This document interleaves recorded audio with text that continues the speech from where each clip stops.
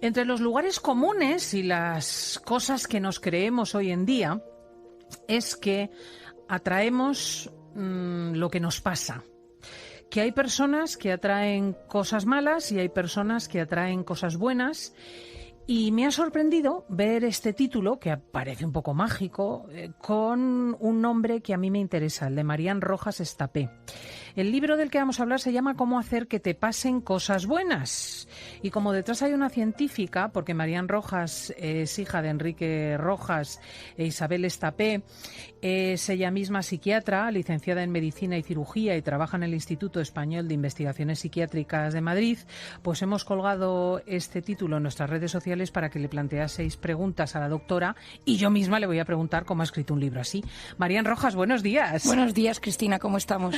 Porque parece totalmente acientífico, pero tú escribes, años de experimentos demuestran que la manera en que uno decide responder ante los problemas de cada día influye en el resultado.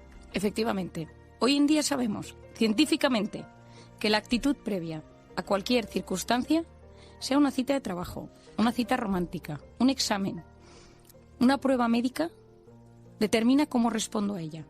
Si tú, por ejemplo, Cristina, tienes un evento que te pone un poco nerviosa o un evento social que no te apetece mucho, la manera en la que tú te predispones, la actitud que tú llevas, determina el resultado. ¿Por qué?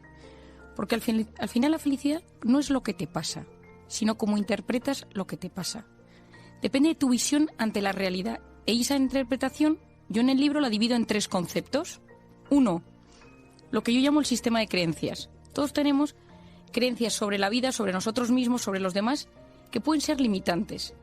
Uno puede observar una realidad que le pase y que diga, qué horror, esto es un desastre. Y otro que diga, qué buena oportunidad. Sí, tú puedes creer que los demás te odian o puedes creer que los demás te favorecen. Puedes creer que estás en el país más inhóspito del mundo o en el más bonito. Y todos son constructos mentales, claro. Y que vienen automatismos, que vienen de toda la vida y que a ti te pueden dar una notición. Luego depende de tu estado de ánimo. Al final, la diferencia entre tu mejor versión y tu peor versión depende de tu estado de ánimo. Pues fíjate qué libro tan apasionante, el de Marian Rojas Estapé, Cómo hacer que te pasen cosas buenas. Dice, por ejemplo, que las enfermedades, que esto es cosa que ya vamos introduciendo en nuestra cabeza, tienen mucho que ver con las emociones. Efectivamente. O sea, esto es quizá una de las cosas más importantes del libro. Al final, todas las emociones vienen precedidas de un pensamiento y las emociones activan y desactivan nuestras células, nuestro torrente sanguíneo e incluso los genes.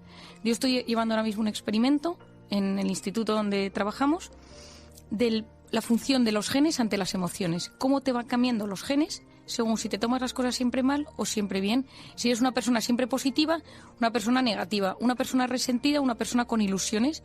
Y estamos viendo las modificaciones a nivel genético. Lo que hoy sabemos es que las emociones activan neuropéptidos, unas sustancias pequeñas que van a las células, activan o desactivan las membranas. Yo digo, tienes células contentas o células tristes, células resentidas o células rabiosas. Y eso tiene una influencia en las enfermedades. ¡Qué barbaridad!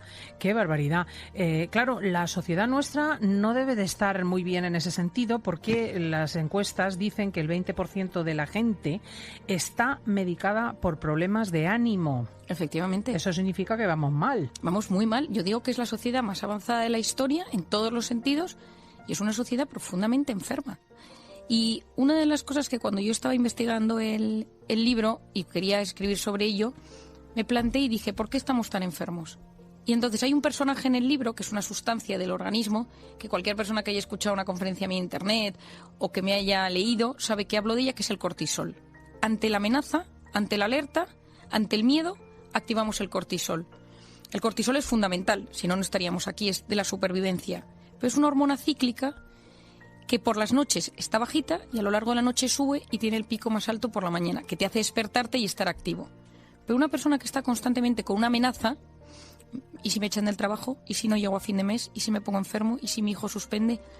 ¿Y si el cuerpo segrega esa sustancia igual cuando te pasa que cuando te la imaginas? Es decir, mi mente y mi cuerpo no distinguen lo que es real de lo que es imaginario. Cualquier pensamiento, sea por algo real que me pasa, tanto sea por algo que me imagino, tiene el mismo impacto en el cuerpo.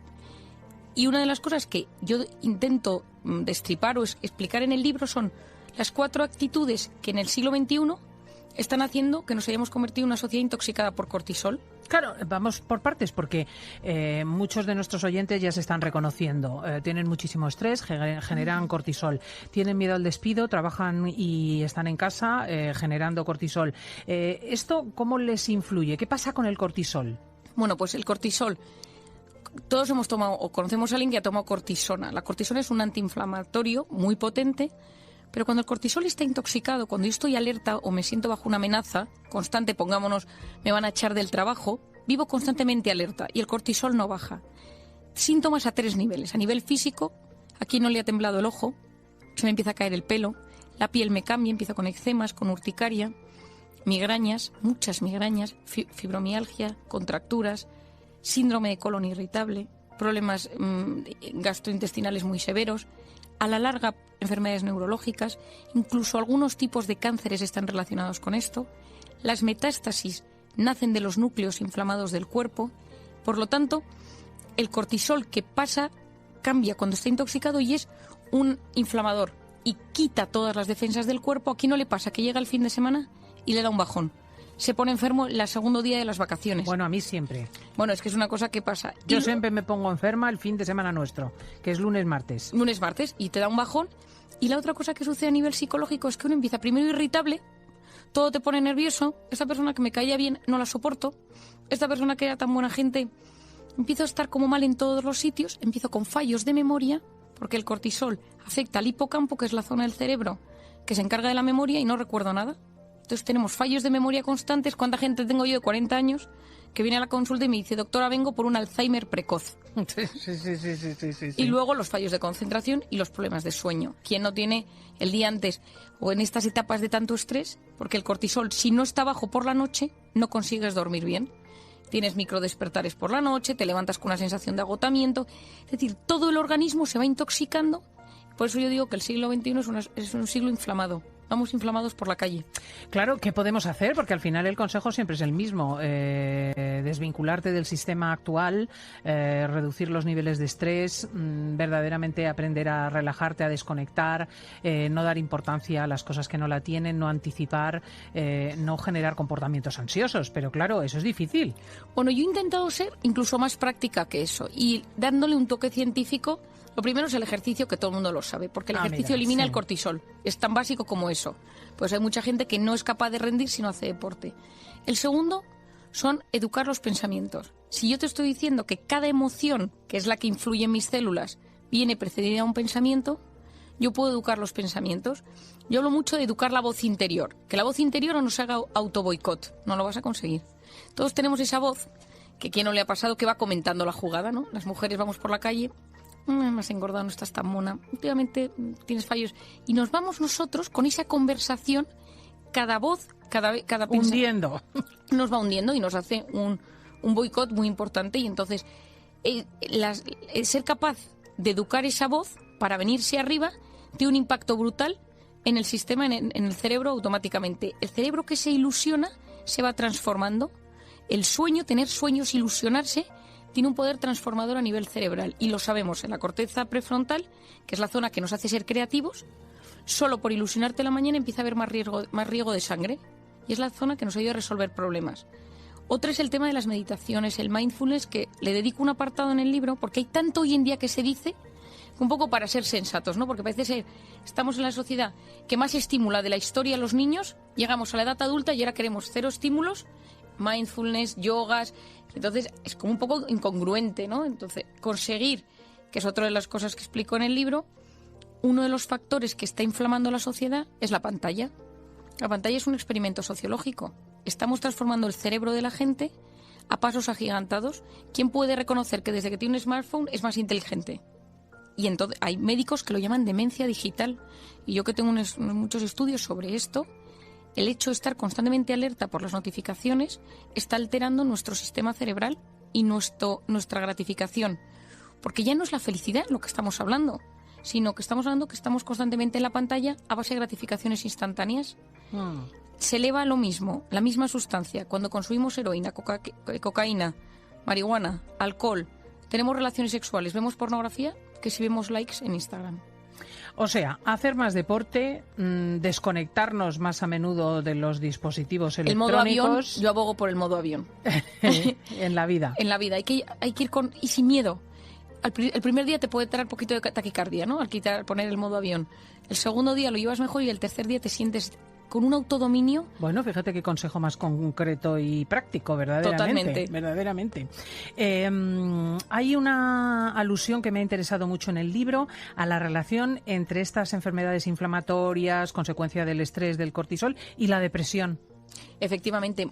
Yo soy de la teoría que muchas depresiones provienen de estados de alerta permanentes. Y hoy en día, algunos psiquiatras opinamos que esas depresiones son enfermedades inflamatorias del cerebro. Hay núcleos del cerebro que están inflamados y empiezan las primeras investigaciones de fármacos antiinflamatorios. No se trata de un ibuprofeno, pero sí de otros que están ayudando a bajar las depresiones. De hecho, yo recomiendo, y si hay algún oyente que esté con algún antidepresivo o que esté tomando ansiolítico, que desgraciadamente una alta tasa de la población lo está haciendo, que incluya el omega 3 en su dieta.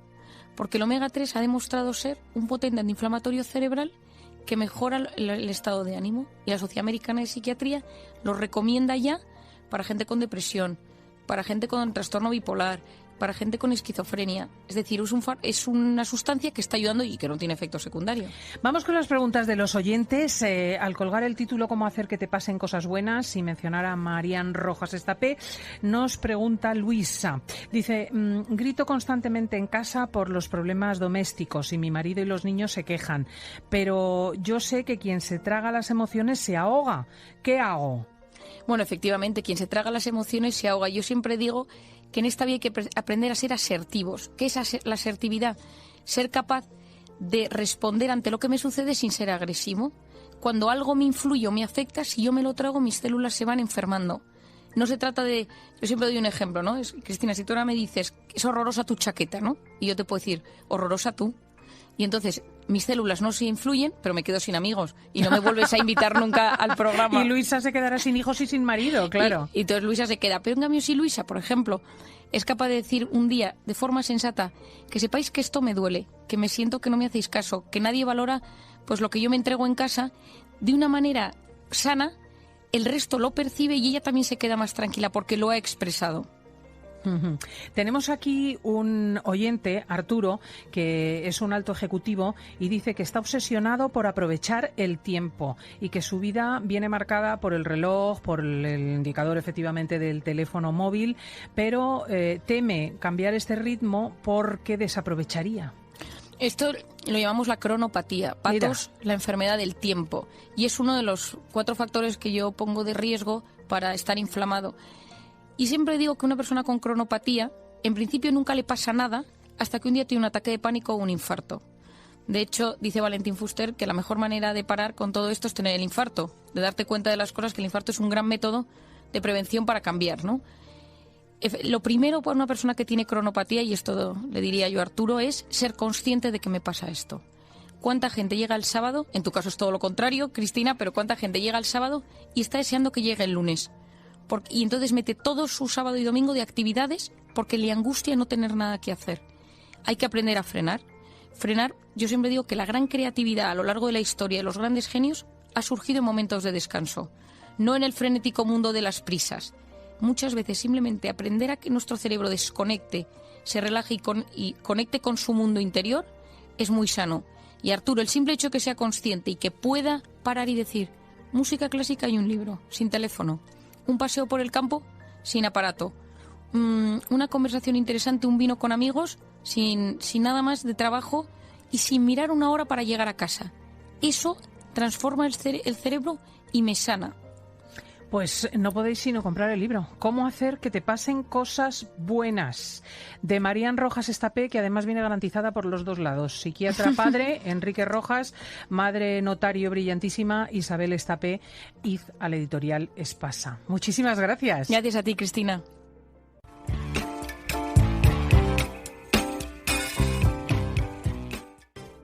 Hola, soy Marian Rojas Estapé, psiquiatra y autora de Cómo hacer que te pasen cosas buenas y de Encuentra tu persona vitamina. Estoy hoy aquí con vosotros para hablar con Carmen Peñas de belleza y salud mental. Espero que lo disfrutéis.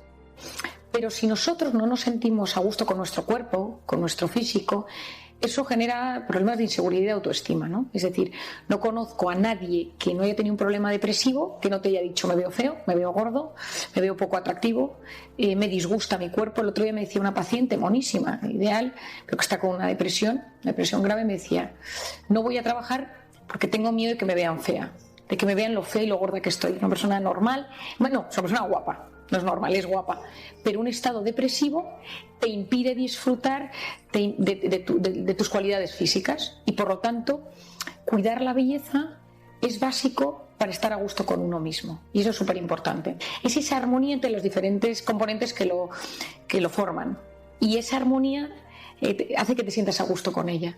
Si nosotros en psiquiatría tenemos cuadros muy graves, o sea, desde la anorexia, las dismorfofobias, es decir, de repente uno se obsesiona con que una parte de su cuerpo no está en armonía con el resto, desde la gordura, desde las piernas, desde la nariz, las orejas grandes. A veces es real, pero muchas veces nuestro cerebro lo sobredimensiona y te genera muchísimos problemas de autoestima y de inseguridad. Y no olvidemos que la autoestima es la voz interior, es decir, todos nosotros tenemos una voz interior que va comentando nuestra vida, y en las mujeres esa voz interior está muchísimas veces relacionada con el cuerpo. Has engordado, estás fea, tienes arrugas. Es más femenino. Esa voz interior es muy femenina en la belleza. Los hombres en general no van por la vida diciendo uy, engordado. Es mucho menos, puede pasar, pero es menos frecuente. Pero la mujer cada vez pasa más. Es verdad que cada vez pasa más porque cada vez hay una mayor conciencia de la salud física, ¿no? Y entonces, pues cuando te ves mal, pero en la mujer ese impacto es mucho mayor en la psicología. Cuando tú no te ves bien, eso en la mujer se transmite en las áreas de la vida. O sea, lo ves en cómo trabaja, en cómo se viste. Es decir, al final, la mujer, todo el tema de la belleza y de la vestimenta tiene muchísimo que ver con cómo se siente con ella misma, ¿no? La seguridad que tiene. Y yo creo que uno de los grandes problemas que tiene el ser humano es la inseguridad, porque la inseguridad es la que te impide empezar un reto, enfrentarte a las oportunidades que te surgen, resolver los conflictos internos, resolver los conflictos externos. La inseguridad es no atreverte, tener miedo constante, y el miedo constante debilita al cerebro y debilita tu sistema inmune. Y tú sabes, Carmen, que yo hablo muchísimas veces del cortisol, y tendría que hablar hoy del cortisol, no puedo no hablar. Ese miedo nos intoxica de cortisol, y esa intoxicación de cortisol va a tener consecuencias a 3 niveles. Y a nivel físico, que es lo que hoy nos concierne, tiene muchísima importancia. Por ejemplo, en la piel, los fibroblastos y todas las células regenerativas de la piel necesitan que el cortisol esté equilibrado para poder regenerar la piel, para tener luz, para evitar las arrugas, las manchas. Pero cuando tú estás en sensación de amenaza, tu cerebro dice la piel no es importante. Cuando tú estás en guerra y estás en las trincheras, tu organismo cuida la parte del organismo para poder luchar, y no cuida la piel, porque no tienes que estar con una piel brillante, guapísima, estupenda en plena guerra. Tienes que sobrevivir. Por lo tanto, cuando tu cerebro percibe que estás en amenaza constante, toda tu piel, toda la parte que es la piel, la cara, que es el espejo del alma, es la primera que se deteriora. Las ojeras, las arrugas, las manchas, la piel seca. Entonces la gente dice, esta persona tiene la cara regular, se te nota en la cara que no has descansado. Lo estás pasando mal, te lo veo. Yo a mis pacientes, que les hago quitarse la mascarilla para verles la cara, ya sé en los 3 primeros minutos cómo viene, solo por verles la cara. ¿Qué pasa? Que cuando esos periodos de estrés se mantienen en el tiempo y esa cara pierde la luz, ese cuerpo empieza a deteriorarse, empiezas con esa grasa en la zona de la tripa, que es muy típica de los periodos de intoxicación de cortisol, tu cuerpo no te responde, te sientes mal contigo mismo, estás raro, retienes líquidos, o sea, todas esas cosas que van sucediendo hacen que ese estrés sea peor porque no estás a gusto contigo mismo. Entonces muchas veces hay que cuidarse el interior, pero cuidarse un poco el exterior también ayuda a venirse un poco arriba. No son esos tips externos que dices, oye, pues te voy a dar un ejemplo, Carmen. Cuando uno teletrabaja, está muy bien al principio, pero de repente uno va en chándal, no se cuida nada, un moño en la cabeza, y al final tú según como te encuentras físicamente e interiormente, produces, y llega un día que entras en barrena, porque ya te da todo igual. Cuando tienes que volver a salir a la calle, te pones un pantalón, cierras el botón, te pones un tacón si es de las que te gustas el tacón, te pintas el ojo, te pones un colorete y de repente te ves más guapa, y como te ves más guapa estás más resolutiva. Entonces creo que es muy importante que seamos conscientes del cuidado de la belleza, pero cuidado con los cánones de belleza, que esto tú ya sé, te dedicas a lo tuyo y me encanta, pero a veces los cánones de belleza son tan exigentes en los tiempos que corren que no estamos a la altura, que muy poca gente pasa los cánones de belleza que vemos muchas veces en la prensa. Tú sí, porque estás estupenda, pero no. Déjame que haga este apunte. Pero que yo siempre digo, aprender a cuidarse, sobre todo saber cuáles son mis puntos débiles, y a veces con pequeñas cositas uno recupera un poquito de seguridad en sí misma. Y a mí eso me parece, la verdad, me parece clave. O sea, ¿tú crees que la cirugía plástica ayuda a la salud mental? Yo creo que la cirugía plástica a ciertas personas les ha salvado. Y entonces al final estamos todo el día con nuestro cuerpo, nos vemos reflejados en los espejos, en las tiendas, nos miramos, sentimos cómo nos aprieta el pantalón, sentimos cómo nos quedan las cosas y sentirte a gusto contigo mismo, pues oye, es que es maravilloso, ¿no? Y te ayuda a hacer frente mejor a la educación de tus hijos, a tu trabajo. A tu entorno. A tu entorno. A tu entorno se lo pones más fácil cuando te sientes bien. Claro. Y si no te sientes bien, estás irritable. Entonces, el cuidado, yo hablo mucho de la prevención, pero es que hay cosas que no son de prevención, porque uno nace así, es decir, y entonces... Bueno, pero por ejemplo, hay evidencia científica contrastada y demostrada de que, por ejemplo, si te pones un Botox a tiempo y evitas que tengas aquí una marca de enfadada y no tienes una mirada más relajada, te sientes mejor, haces sentirte a los demás mejor. O sea, es muy curioso, pero cuando uno se cuida estéticamente, ayuda a sentirse mejor. Efectivamente, y de hecho, al final la cara es el espejo del alma, lo decíamos antes, ¿no? Y entonces, una cara relajada es una cara que inspira a los demás confianza. Yo he hablado mucho últimamente de las personas vitamina y que tenemos que generar oxitocina en nuestro entorno. Y una de las cosas que se ha visto es que cuando tú estás relajada, cuando miras a una persona con cariño, con esa cara, con ese semblante de placidez, esa persona genera oxitocina y tú también. Si tú estás con esa cara enfadada, de tensión, el rictus torcido, esa persona pues está en tensión.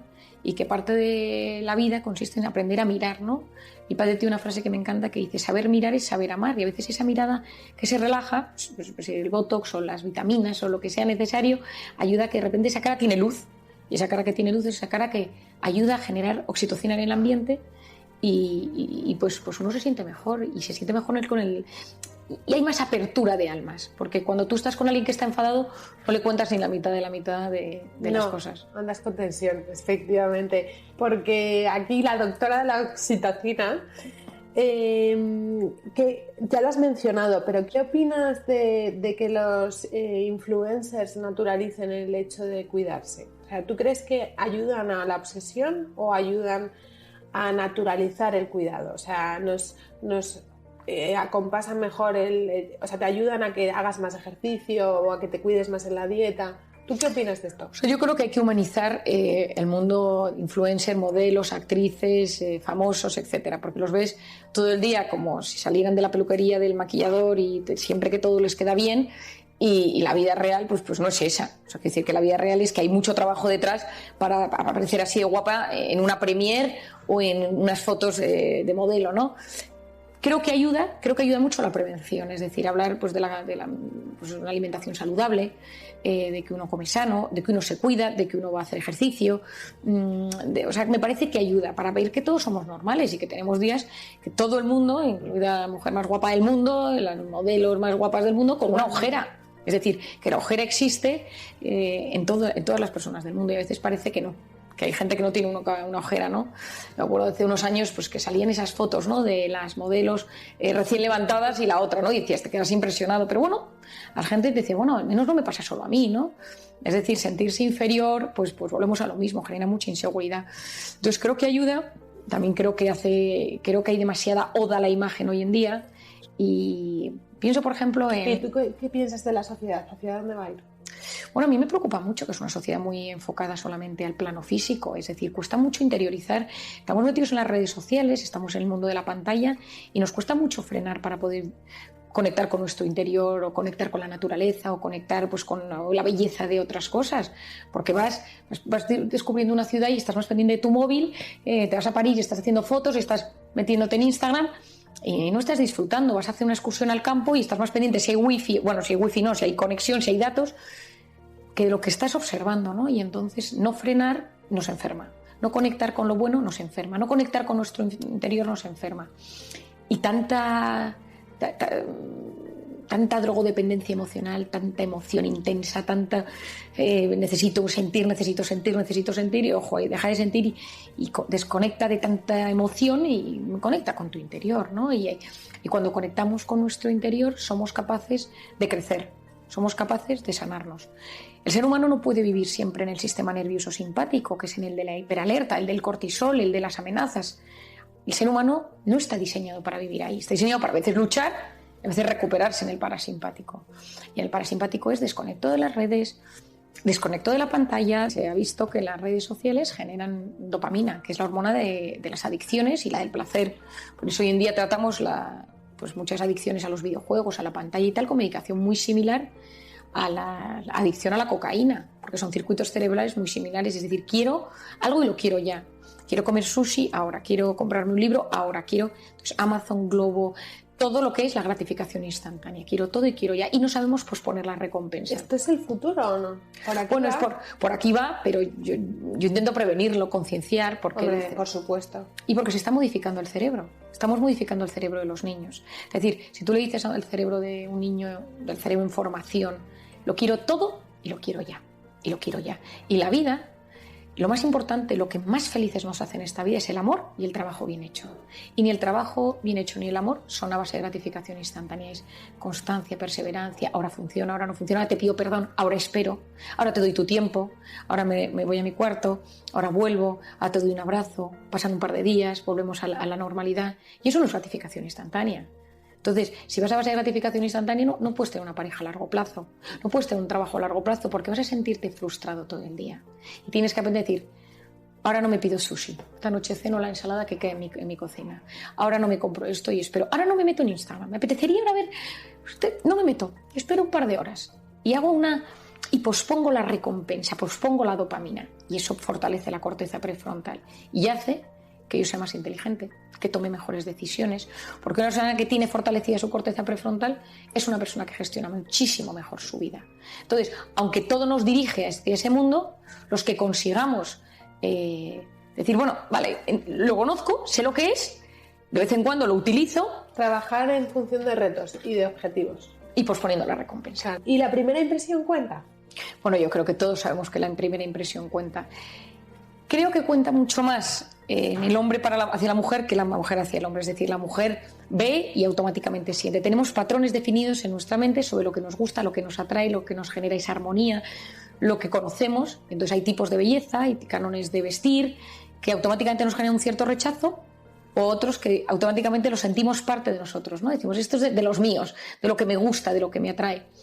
Pero yo lo que recomiendo siempre es que esa primera impresión no te determine, que vayas adelante. ¿Cuánta gente nos ha sorprendido en una primera impresión negativa y de repente has vuelto a coincidir con esa persona, la has tratado más y te ofrece una serie de características que dices, vale la pena conocerla, aunque de primeras te parezca muy serio, te parezca una persona poco atractiva, te parezca una persona muy, muy distante, pero cuando lo vas conociendo, eso y el cariño... Cambia. Sí, y a medida que quieres más a alguien lo ves más guapo, ¿eh? No nos olvidemos de esto. Que conozco a mucha gente que dice, pues yo es que creo que desde hace unos años está muchísimo más guapo. No, es que le quieres más.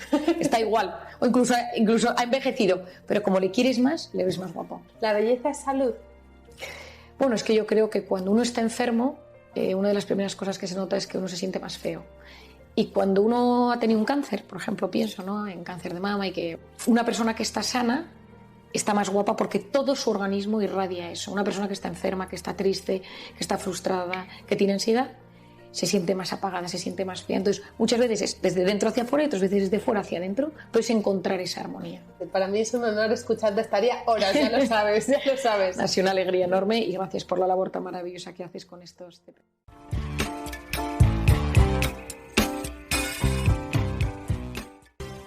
Las noticias sobre los adolescentes son alarmantes. Los centros de observación nos hablan de muchísimos de ellos con depresiones, con baja autoestima, se autolesionan con mucha frecuencia, lo denuncian también los institutos y los colegios, e incluso hay un índice de suicidios alarmante. Algo pasa con los adolescentes y su forma de mirarse. Vamos a ver si nos puede ayudar Marían Rojas en el diván. Marían Rojas, buenos días. Buenos días, Cristina. Pues sacas un tema que está de máxima actualidad y que probablemente es de las cosas que más me preocupa a mí ahora mismo en lo que estoy tratando en consulta y en clínica habitual. Es decir, ¿qué está pasando con los jóvenes? Porque hay tantísima demanda de atención de niños de todo tipo de edades, menores de 18, ¿no? Entonces, bueno, yo creo que ahí son varias las variables y una de las que más estamos viendo, tú lo decías ahora, ¿no? Los intentos de suicidio. Yo todas las semanas me entero, me llaman, me piden ayuda para varios casos. Temas de trastornos de la alimentación, que es un tema que me preocupa también, porque es que ellos, los jóvenes, especialmente está siendo más frecuente en chicas, pero bueno, siempre ha sido más frecuente, pero da igual, porque también he visto últimamente algún caso en chicos de trastornos de la alimentación, de la imagen, lo que se llama el trastorno dismórfico corporal, que tiene un nombre terrible, pero que no es más que el trastorno que sufren algunas personas que consideran que rechazan partes de su cuerpo, que la nariz muy grande, que la cabeza muy grande, que los hombros, que la tripa, que las piernas, que estoy gordo, que estoy gorda, delgado. Es decir, es esa forma en la que te obsesionas con que tu cuerpo no tiene un canon de belleza como debería tenerlo, ¿no? Y entonces, bueno, pues esto es un dramón que lo hemos hablado, Cristina, tú y yo hace poco aquí en COPE, con las redes sociales, donde todo el mundo tiene esa especie de imagen que muestran pues esos cánones de belleza, de cómo te maquillas, cómo te vistes, de cómo te queda la ropa, y entonces tú estás en tu casa pues con tu cuerpo normal y corriente, porque el 99% de la población tenemos cuerpos pues con sus cosas, y de repente en ese momento de transición de la infancia a la edad adulta, que es un momento de grandes variables emocionales, ¿no? Y hormonales, donde el cuerpo cambia, y entonces de esto se ha estudiado toda la vida, Cristina, en psicología, en psiquiatría, en sociología, que nuestro cuerpo empieza a cambiar, y entonces hay un momento en el que empiezas desde los cambios de voz al todo el tema del pelo y cómo van cambiando las curvas, etcétera. Y dependiendo de cómo estés emocionalmente, pues esos cambios los recibes de una manera u otra. Si la presión social es muy fuerte, y sobre todo que ahora mismo hay mucho boom de todo temas de problemas de alimentación, de dietas restrictivas, cómo perder peso. Yo en consulta muchas veces que veo chicas jóvenes con problemas que están haciendo dieta, yo tengo que hacer un diagnóstico diferencial si eso es una dieta o estamos haciendo tonterías, porque la anorexia es un tema muy severo, ¿no? Para mí es de las enfermedades psiquiátricas más preocupantes, porque he visto cosas muy duras y muchas veces casi sin solución. O sea, quiero decir que es verdad que la presión mediática es con mucho superior, porque cuando nosotros éramos chicas, pues primero los padres te decían que lo importante era lo de dentro. Luego, bueno, pues sí, tú podías tener este fallo y este otro, pero es que ahora los chicos se ven reproducidos hasta el infinito en fotos. Venga a hacerse selfies, se comparan, venga a mirar fotos de otros. O sea, lo físico y la imagen prima absolutamente en la autopercepción.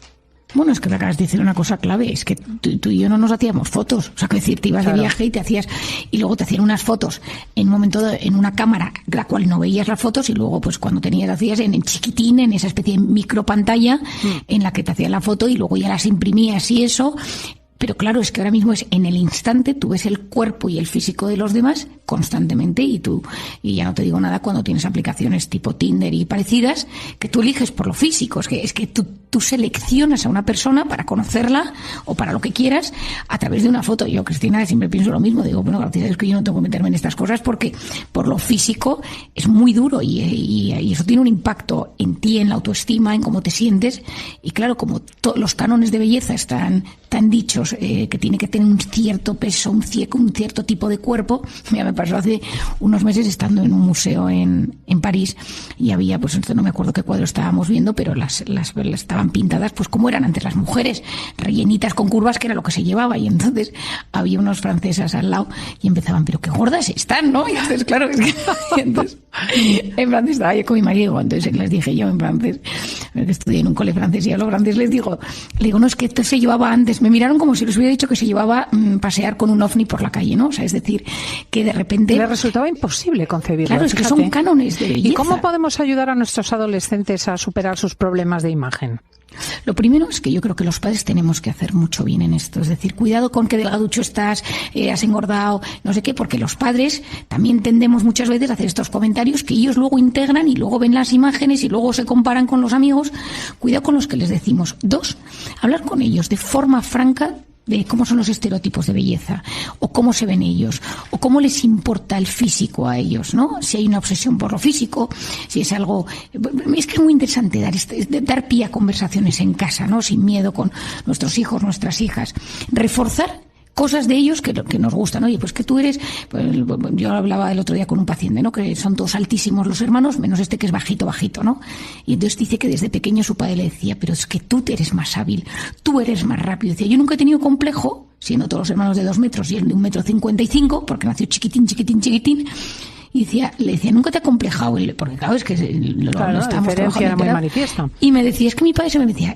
Tú eres el más hábil, tú eres el que más corres. Dice, mi padre siempre hizo por no dejarme atrás, ¿no? Entonces, no tener miedo a reforzar las cualidades que tienen, y que si en algo realmente pues hay algo que pues que no es tan maravilloso, tan perfecto, también esa aceptación, que yo creo, Cristina, que da mucha paz cuando aceptamos pues que soy bajito, el que tengo el pelo que soy, o que me cuesta más adelgazar, si es que no pasa nada por aceptar que no tenemos esa perfección corporal, que para tenerla es casi vivir en un infierno, y los que la tienen, los que tienen esos cuerpos perfectos, o sufren mucho para tenerlo, o a veces es la genética, pero que hay que soltar, porque probablemente no lo consigamos nunca. Y esa aceptación de uno mismo, de me quiero y me acepto como soy, da muchísima paz. Para ser feliz, y como psiquiatra creo que es la base, hay que vivir instalado en el presente, superar el pasado y vivir ilusionado con el futuro. Eso es el equilibrio personal. Es más, cuando uno no ha superado el pasado, muchas veces está deprimido. Cuando uno no está ilusionado, vive con angustia el futuro. Uno vive con ansiedad, trastornos de ansiedad, trastornos de pánico. Todo ello es, la ansiedad es preocuparse, vivir angustiado por cosas que muchas veces no tienen por qué pasar. Los psiquiatras sabemos que muchos cuadros de depresión son cuadros de ansiedad permanente, gente que está angustiada durante muchísimo tiempo y entonces se entristece, es como que el cuerpo se agota. El 90% de las cosas que nos preocupan nunca jamás suceden, pero están en nuestra cabeza como si fueran a pasar siempre y vivimos constantemente preocupados por ellas, pero no. Y eso es la ansiedad, porque al final el cuerpo se prepara constantemente a algo que luego no va a pasar. ¿Y qué haces con todo ese mecanismo interno que es activado por algo que luego no va a suceder? Cuando tú le preguntas a la gente qué le preocupa, la gente te suele hablar de algo del pasado o de algo del futuro. Por lo tanto, has dejado de vivir el presente y vives constantemente o en un tema del pasado o en el tema del futuro que nunca ha sucedido. Decía Don Quijote, ¿no?, que la felicidad no está en la posada sino al borde del camino. Pues es importante que durante el camino, durante el presente, sepamos que todo lo que sucede en el presente, si nos pasamos la vida pensando en el futuro o en el pasado, no conectamos con nosotros mismos. Y aquí entro en la parte que os decía antes. Pensar altera nuestro mundo interior, nuestro organismo, nuestro metabolismo. La mente atrae aquello en lo que piensa. La gente que me conoce sabe que a mí me pasan muchas cosas, ¿no? Y todo el mundo decía, cuando yo estudiaba la carrera, es que a Marian le pasa todo. Siempre le pasa lo que quiere. Dice que quiere que le pase y le pasa. Pues a mí me da mucha paz siempre, cosas. Exacto, oír a Marian y que nos anime cada sábado. Querida amiga, muchísimas gracias. Gracias a ti, muchísimas gracias y un feliz fin de semana a nuestros oyentes.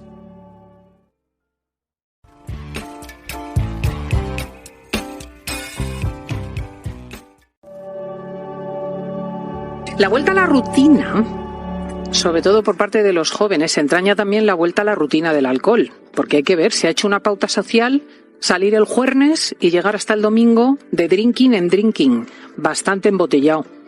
Y claro, eso tiene sus riesgos y tiene sus consecuencias. ¿De verdad es peligroso el alcohol? ¿Te daña para siempre?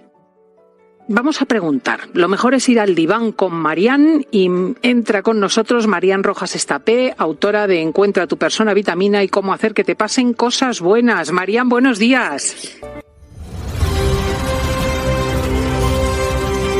Buenos días, Cristina. Qué Efectivamente, tratas un tema hoy interesantísimo que yo creo que a todos los padres les está preocupando. Hay un auge de alcohol, hay un consumo masivo desde la pandemia y durante el propio confinamiento. Es decir, esto sí que ha cambiado, esto sí que se ha modificado y ha ido a peor. Y estamos viendo ahora mismo que los adolescentes, pues bueno, esto del juernes, es que las cantidades que beben de alcohol son inmensas y los psiquiatras estamos un poco preocupados porque ya conocemos desde hace muchos años los efectos del alcohol, pero efectivamente en adolescentes. El otro día estuvo con nosotros Nena Daconte. Aconsejo a la gente que se baje la entrevista de May Meneses y que vea lo que ella nos contaba, que a los 14 años empezó a consumir el alcohol, se hizo alcohólica, dependiente de las drogas y realmente ha trastornado completamente su biografía. A duras penas ha conseguido salir adelante. Un ejemplo, como lo contaba y como lo decía. Bueno, la gente piensa que no tiene efectos en su cerebro. Bueno, hablando de la adolescencia, cuando tú estás en plena adolescencia hay una poda neuronal. La poda significa que el cerebro elige, según las cosas a las que tú trabajas más, va podando las neuronas que no usas y se queda con las que sí que necesitas y se va mielinizando. Es un proceso importantísimo. Adolescencia, estamos hablando 12, 13, 14, 15, sí, cada vez es mayor, pero es verdad que es un momento clave.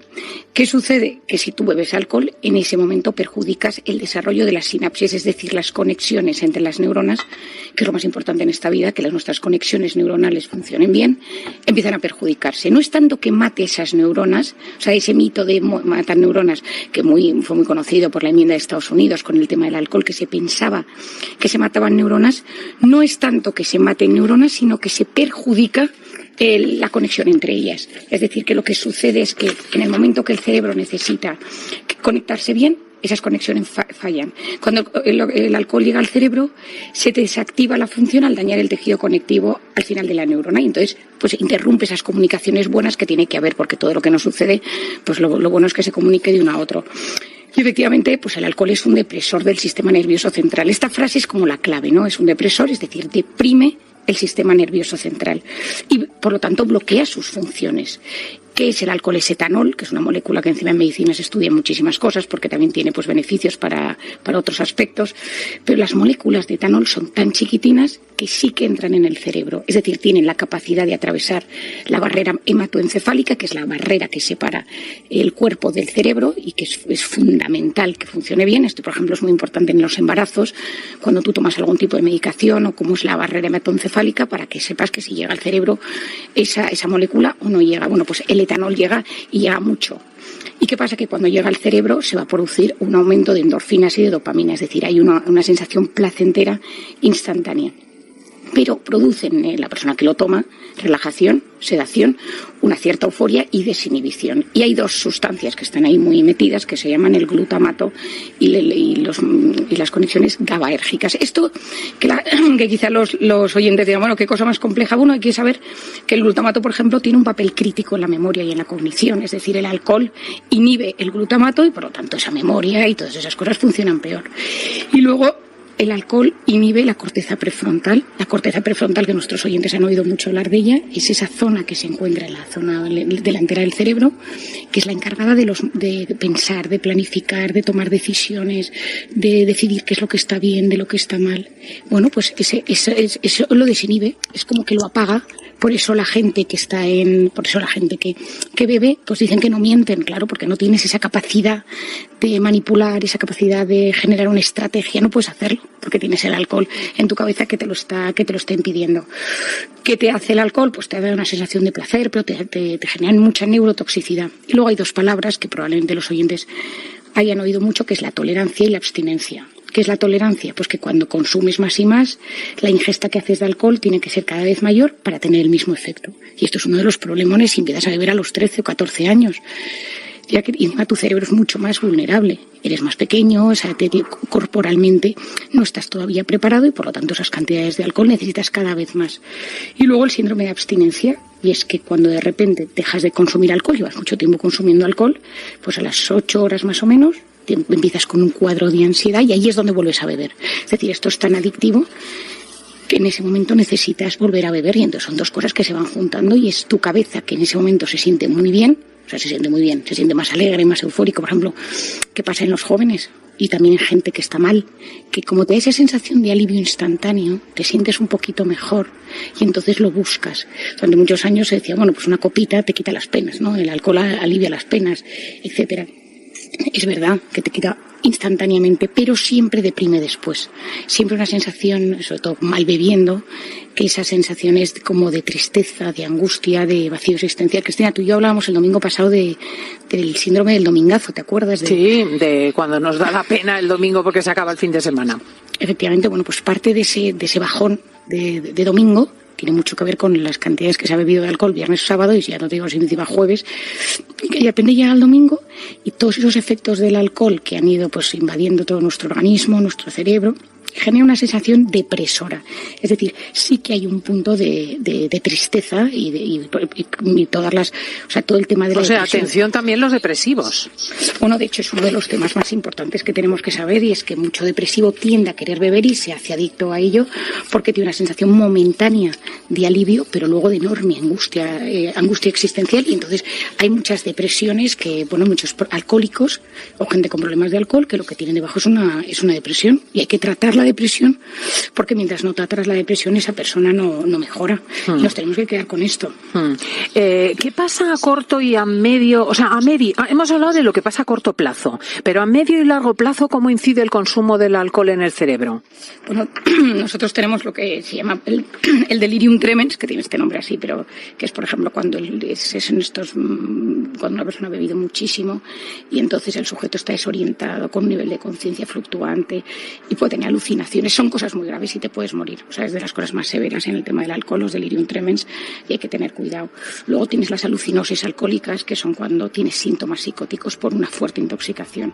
Y luego tienes los blackouts, las amnesias, que esto probablemente muchos de nuestros oyentes, o si no lo han vivido ellos, conocen gente que les ha pasado, ¿no? Que es pues una amnesia parcial o total mientras estaba ebrio. Esto genera muchísima angustia. Yo he tenido personas en mi consulta que debido a estos blackouts han tomado decisiones vitales, ¿no? Porque no sabes lo que hiciste, o te levantas en casas que no conoces, o con parejas al lado que no sabes cómo has llegado hasta su habitación, ¿no? Y esto pues en consulta yo lo he visto alguna vez, gente que no recuerda, ¿no? Y yo siempre digo que pocas cosas nos dan mayor autoestima que recordar las cosas. Oye, ¿cuánto tiempo hace falta para quitar los efectos del alcohol para siempre? Quiero decir, cuando ya tienes 60, 70, 80 años, ¿qué ocurre?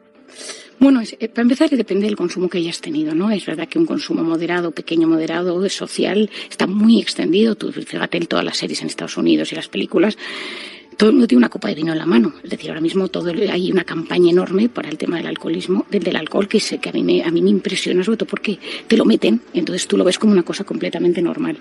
Si es un consumo muy fuerte, a veces el deterioro es tan sumamente severo que una persona ya se queda dañada. Pero cuando uno ya con los meses consigue dejarlo, una cosa es que tú tengas un problema de alcoholismo, que entonces siempre lo tienes, esto lo recordamos, y cuando yo tengo muchos pacientes que colaboro pues con Alcohólicos Anónimos, tengo una psiquiatra amiga mía que es especialista en esto y colaboramos con pacientes. Estos pacientes tienen que saber pues que acercarse a un bar, ir a una boda es un factor de riesgo. Es decir, cuando ya hay un alcoholismo instaurado, siempre tienes eso de fondo y siempre te vas a tener que cuidar, porque tu cerebro, cuando tú estés mal, te va a pedir alcohol. Es como que te lo recuerdas. Hay una activación ahí, es muy importante esto saberlo. Y sobre todo esto se fragua porque nuestro cerebro, cuando lo ha pasado mal y tú le has inyectado una vía de escape, cada vez que lo pases mal te pedirá la misma vía de escape. Entonces, claro, esto es fundamental saberlo. Y luego tener conciencia, es decir, cuando bebo alcohol, cómo soy yo antes de beber alcohol, me pongo nervioso, lo necesito, tengo abstinencia, qué efectos tengo cuando bebo y cómo soy después. O sea, hacer como un análisis, y a veces hay que hacer un ejercicio de sinceridad y darnos cuenta pues que quizá estamos bebiendo más de lo necesario. Marían Rojas, siempre un privilegio.